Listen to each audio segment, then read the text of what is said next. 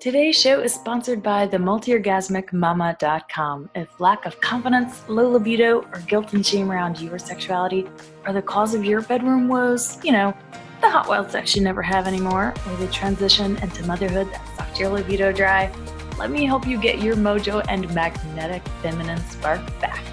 Magic, miracles, total self-love, and multi-orgasmic bliss included. See you at themultiorgasmicmama.com. Hey y'all, I am so excited to share with you today my magical 7-step process to release blocked emotions that are screwing your sex life and your relationships. Have I ever told you how much I love talking about things that nobody ever talks about? It's the best. I feel so privileged to get to share this with all of you, because this process that I'm going to be sharing with you today is something that I use on myself all of the time, and it's something I use with my one-on-one clients too, to help them become emotionally empowered, which is such a wonderful thing to be, because there are so few humans on this planet who are truly emotionally empowered. Because it probably goes without saying that you weren't taught how to deal with your emotions or how to work with them. You were probably taught how to block them and ignore them, sure, but that is killing your sex life and your relationship for a number of reasons. And I'm going to get really specific and share with you 6 ways in just a minute that they are killing your relationship and sex life. But blocked emotions are really the cause of a lot of relational issues, and they are also the cause of a lot of sexual shutdown. So it's really important that you learn to release blocked emotions if you want to have amazing connected sex and feel desirous again, and to have a passionate, loving, conscious relationship with a partner.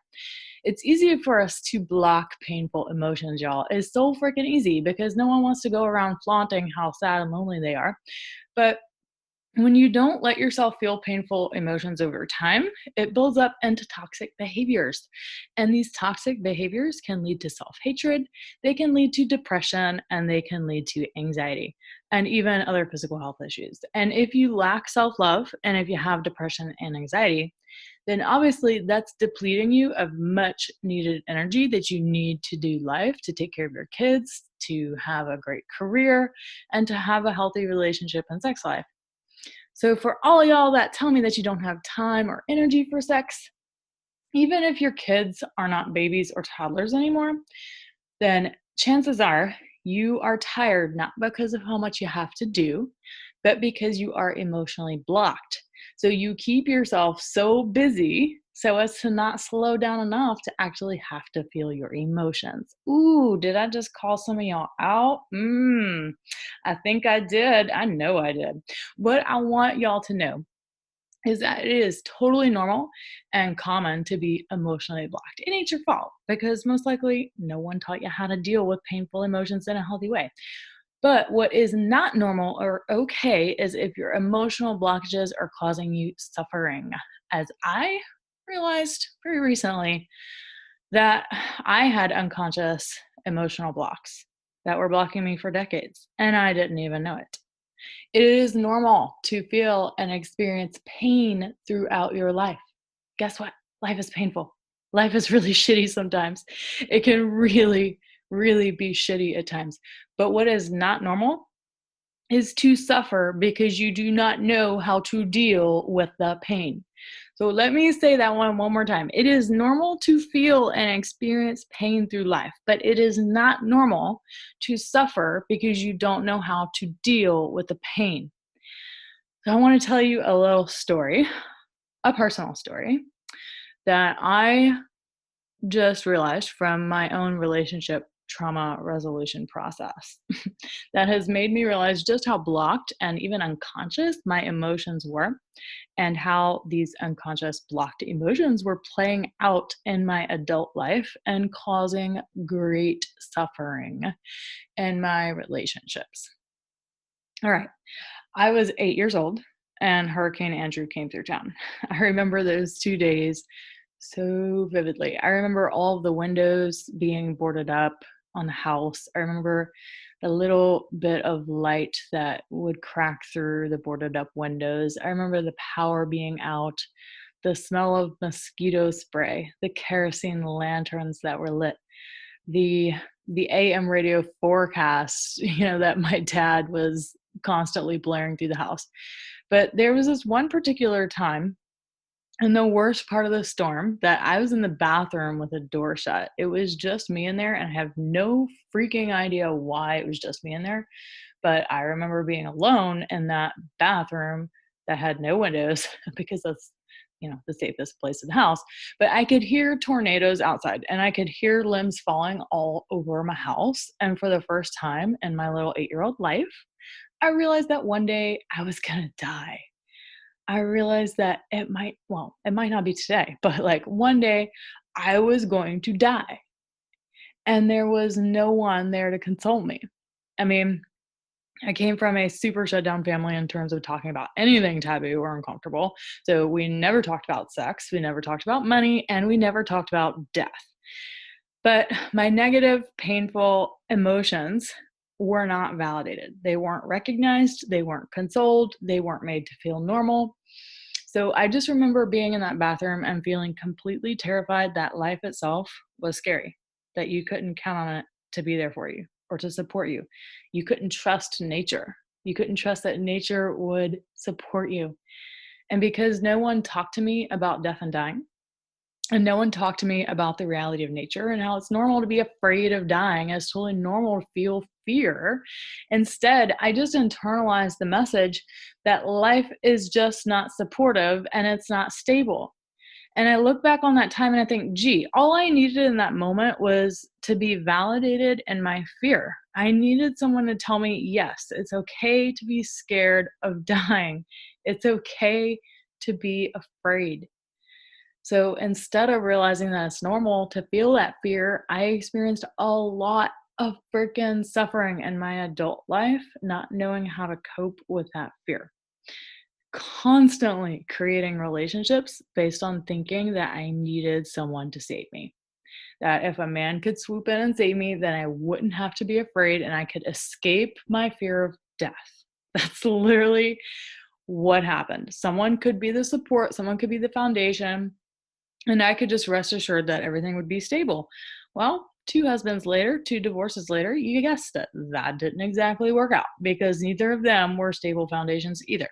So I ended up suffering greatly because I didn't know how to deal with my fear and recognize that I could be my own support and foundation. So I looked for someone outside of me to save me from the emotions that I didn't know how to deal with instead. And that, my friends, is totally insane and unnecessary. Instead, if someone had just taught me how to deal with the emotions instead of stuff them down and pretend that they didn't exist and, hence internalizing a message about the reality of nature, I probably wouldn't have had such turbulent young adulthood. And, I wouldn't have attracted a partner from a foundation of complete instability in myself, distrust in myself, and life in general. So this is just a really big, a very personal yet very huge example of how even an unconscious blocked emotion can create such turbulence in your life. So how do blocked emotions screw your sex life and relationship? Now, it's probably likely that you have emotions that you are aware of that you have not processed or really dealt with. And these are a lot easier to work with because you don't have to dive so deep into the unconscious layers of it all. But here are 6 ways that your pretty surface level emotions that you are just trying to avoid could be affecting your sex life. 1, your blocked emotions repress sexual desire. 2, they prevent you from moving forward with your life because you don't know what you desire. So you stay stuck and confused and unclear about what you want out of life. 3, they make you feel like you're only half living. So things in the bedroom and even just relationship wise can get really dull and boring. I mean, you only talk about the freaking kids and the weather and your career for so long before it just becomes like a rinse and repeat situation every single day. And, if you're emotionally shut down, well, that doesn't make for the most intimate, connected, soul satisfying sex now, does it? No. And then number 4, your blocked emotions can cause depression and loneliness and keep you in isolation. So people that tend to go this way and into the depression and to the loneliness. They will avoid people and social situations on purpose because they're scared of how to act and what to say. And well, if you're single and you can't expect to meet someone if you don't ever leave the house, right?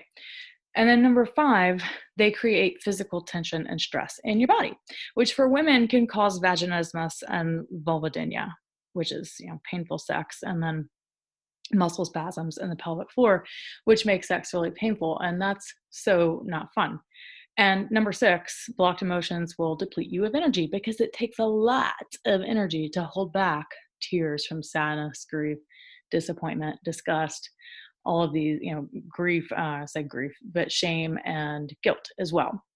So why and how do emotions get blocked in the first place? Well, we'll often unconsciously block them to cushion the impact and the blow of a negative situation or an event that could be very painful.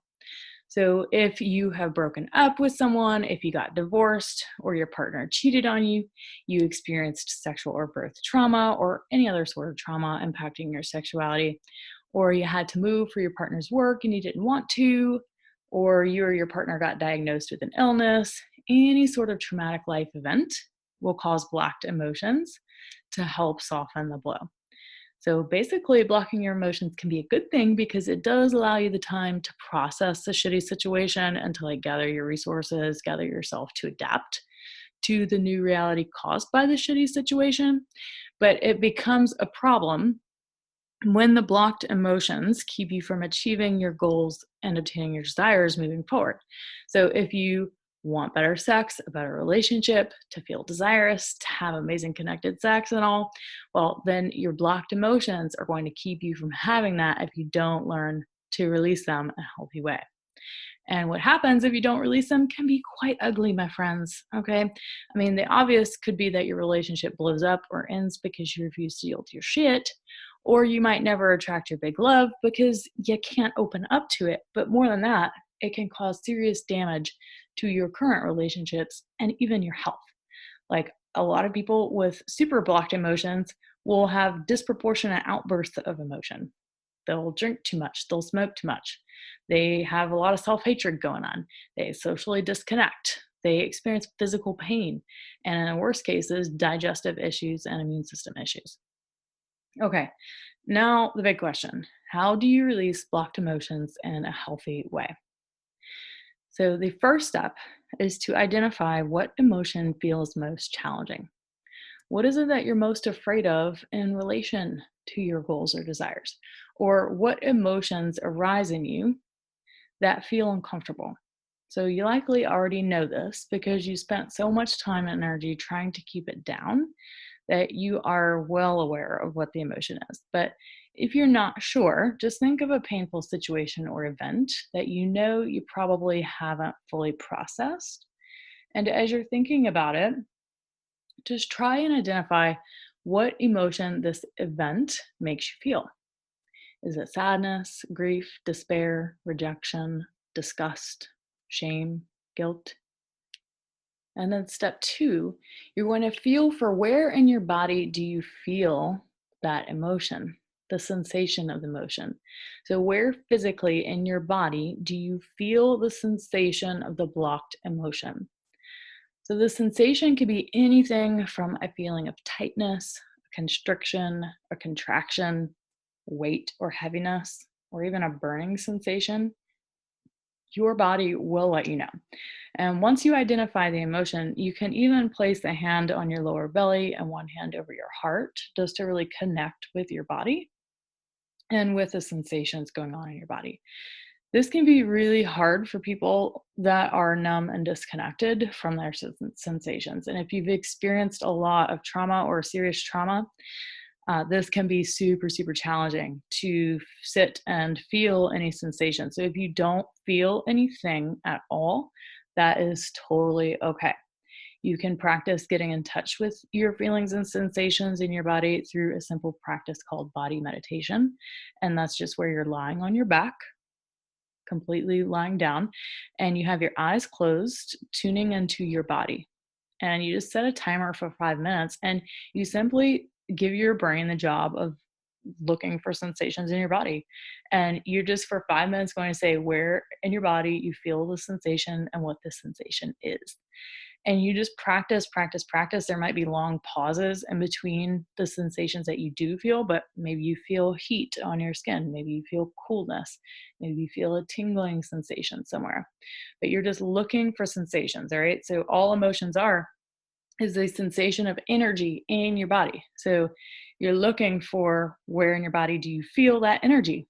And once you connect with the location of that emotion, you're going to greet the emotion as a welcome visitor. So this is the part that a lot of people are like, what is this woman talking about? So you want to imagine this emotion as like a part of you, all right? It is a part of you because it's come into your conscious awareness. It's a part of you now. So treat it like a welcome guest, right? Maybe you can offer a glass of water. Maybe you can just let it know that you're there, that you see it. You're literally going to greet the emotion and let it know that you're here to listen to it. And then when it feels properly greeted, you're going to ask it if it's willing to speak with you. And you might be like, oh my God, what are you talking about? Your emotions speaking to you. Yes, your emotions can speak to you. Okay. So this leads us to step 4. You're going to ask the emotion what it wants and needs. If the emotion is willing to speak, you can ask it this. Often it's going to be something as simple as to be seen, to be noticed, to be given a hug, to be acknowledged. Just sit with the emotion and the sensation as if it were a welcome guest, and it will likely speak with you and give you an answer in due time. But sometimes the emotion is not going to be willing to talk with you. And that's probably because you've been ignoring it and stuffing it down for so long that it's freaking mad. It is angry. It is very angry at you. And until you can like apologize, then it might not be willing to actually talk with you. So you're just treating this emotion as a welcome guest to the party at your table. And then step 5 is that you're going to ask the emotion what its purpose is. So if the emotion is responsive and it's willing to talk with you, you're going to ask the emotion, what is your purpose? And most of the emotions that we have that are challenging are because they're here to protect us in some way. So you might find that the purpose of this emotion is to protect you and keep you safe. And this is good if you want to stay in the same place for the rest of your life. But if you want to move forward in the direction of your desires and goals, well, then you're going to have to initiate a new, supportive, and loving relationship with the emotion. I mean, after all, you've been stuffing it down and telling it that it's not welcome for so long that, yeah, it's going to take some time for you and your emotions to straighten things out and give it room to be expressed. But the more you give it room to be expressed, the more you will find that it actually goes away. And then step number 6 is that you want to thank the emotion and see if there's any part of you that can offer it what it wants or needs. So here, you're going to offer any form of gratitude for the emotion that you can muster up for protecting you if that's what it has been doing. But obviously, if it's not real and it doesn't feel genuine to have gratitude for this part of you, then you can't force it and you shouldn't force it. But if there's anything or any part of you that can be thankful for what the emotion has done for you, then offer it this and see if you can meet its needs too. Did the emotion have any other wants or needs? And then step 7 is to offer the emotion what it wants or needs. So if it needs a hug, give it a hug. If it needs to be released in a fit of rage, go put some freaking pillows on your bed and have at it and start punching away. If it needs to be acknowledged, simply acknowledge it. If it needs to cry through you, if it needs to be expressed as sadness through you, then let yourself freaking cry. And that's it. That is literally all you have to do to unblock your emotions. So let's review my magical 7-step process to release the locked emotions screwing your sex life and relationships. All right, step 1, identify what emotion feels most challenging. 2, feel for where in your body do you feel the emotion. 3, greet the emotion as a welcome visitor. 4, ask the emotion what it wants and needs. 5, Ask the emotion what its purpose is. 6, thank the emotion and see if there's any part of you that can offer it what it wants or needs. And then 7, offer it what it wants or needs. And that is it, my dears. It's really that simple to release blocked emotions, keeping you from having a great sex life, from feeling desirous, and from having connected, passionate relationships and sex. So if this feels challenging for you and like you need to be guided through the process, that's totally normal too. That's what I do with my one-on-one clients. If you'd like further support releasing blocked emotions that are screwing your sex life and relationship, I'd be happy to help you out with that one-on-one. All you need to do is go to www.themultiorgasmicmama.com and fill out a coaching application, and then I will be in touch with you soon to set up a call to talk. All right, my dears, thank you so much for joining me today. Hope you got so much value out of this, and I'll talk to you next week. Bye.